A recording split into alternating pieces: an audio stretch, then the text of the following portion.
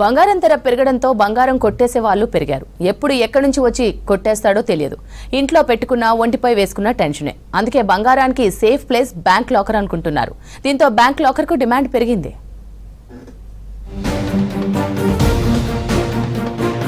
రోజు రోజుకు పసిడి మిడిసి పడుతోంది. 10 గ్రాముల బంగారం ధర 2 లక్షలకు చేరువలో ఉంది.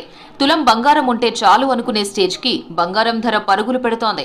గోల్డ్ ధర పెరగడంతో రానున్న రోజుల్లో ఇక కొంటామా అనే సిచ్యువేషన్ వచ్చింది. బంగారం కొనడం కంటే ఉన్న బంగారాన్ని ఎలా సేఫ్ చేసుకోవాలనే టెన్షన్ ప్రజల్లో కనిపిస్తోంది.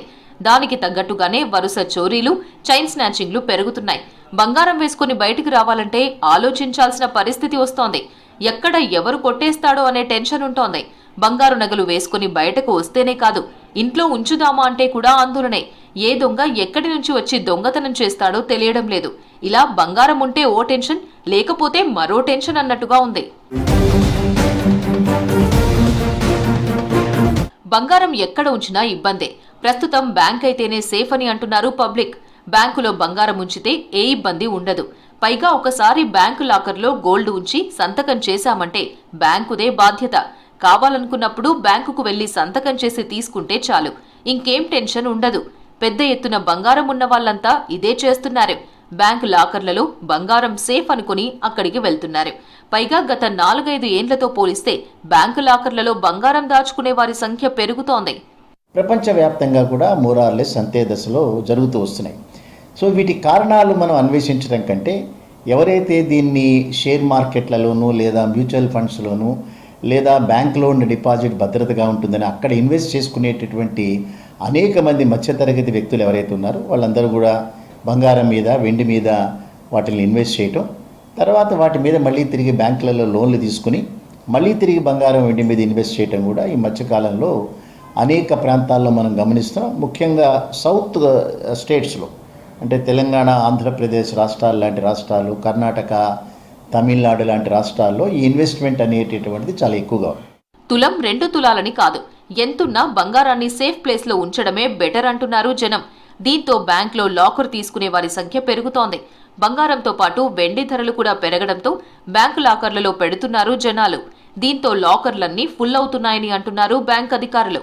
ప్రస్తుతం బంగారం మీద లోన్లు తీసుకుని మళ్లీ అదే బంగారం మీద ఇన్వెస్ట్ చేస్తున్న వారి సంఖ్య కూడా పెరిగిందని అంటున్నారు. ఈ లాకర్స్ అనేటటువంటివి ఏర్పాటు చేయటం, వాటి మీద సంవత్సరానికి 10,000 రూపాయలు, 12,000 రూపాయలు పైన అద్దెలు వసూలు చేయడం కూడా మనం ఇక మధ్యకాలంలో చూస్తున్నాం. అది ఏమాత్రం భద్రత అనేటటువంటి చూస్తే బ్యాంకుల్లో తప్పనిసరిగా వీటన్నిటికీ భద్రత ఉంటుంది. ఈ మధ్యకాలంలో కొన్ని బ్యాంకులు విరివిగా లాకర్ల కోసం జనాలందరూ ఎగబడుతున్నారు కాబట్టి వాటి ధరలను పెంచడమే కాకుండా వాటి సైజులను పెంచడం, ఆ రూపంలో బ్యాంక్స్ అన్నీ కూడా లాభాలని ఆర్జించడం కూడా మనం చూస్తూనే ఉన్నాం. వీటికి లాకర్స్ కోసం బ్యాంకులకు ఎగబడుతుండటంతో లాకర్స్ ప్రైస్ పెంచుతున్నారు బ్యాంక్ అధికారులు. ఈ మధ్య కాలంలో లాకర్ సైజ్ కూడా పెంచుతున్నారు.